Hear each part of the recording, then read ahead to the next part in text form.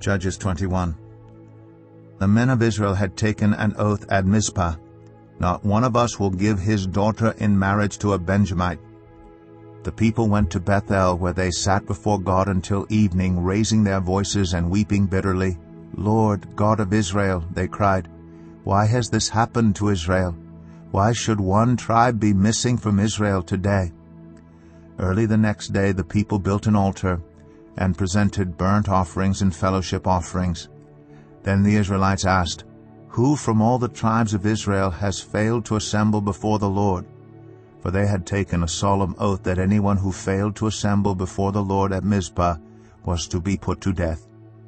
Now the Israelites grieved for the tribe of Benjamin, their fellow Israelites. "Today one tribe is cut off from Israel," they said. "How can we provide wives for those who are left, since we have taken an oath by the Lord not to give them any of our daughters in marriage?"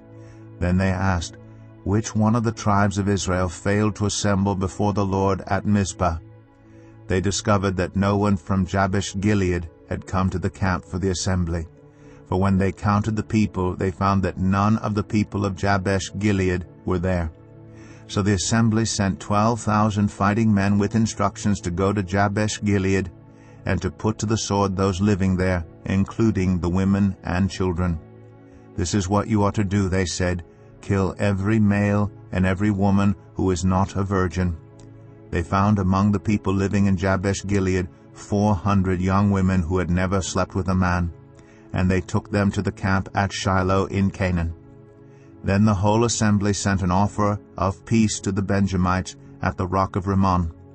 So the Benjamites returned at that time and were given the women of Jabesh Gilead who had been spared. But there were not enough for all of them.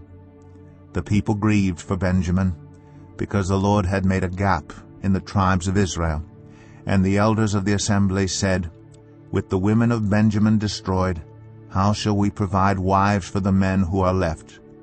The Benjamite survivors must have heirs," they said, "so that a tribe of Israel will not be wiped out. We can't give them our daughters as wives, since we Israelites have taken this oath. Cursed be anyone who gives a wife to a Benjamite. But look, there is the annual festival of the Lord in Shiloh, which lies north of Bethel, east of the road that goes from Bethel to Shechem, and south of Lebanah." So they instructed the Benjamites, saying, "Go and hide in the vineyards and watch. When the young women of Shiloh come out to join in the dancing, rush from the vineyards, and each of you seize one of them to be your wife. Then return to the land of Benjamin. When their fathers or brothers complain to us, we will say to them, 'Do us the favor of helping them, because we did not get wives for them during the war.' You will not be guilty of breaking your oath because you did not give your daughters to them." So that is what the Benjamites did. While the young women were dancing, each man caught one and carried her off to be his wife. Then they returned to their inheritance and rebuilt the towns and settled in them.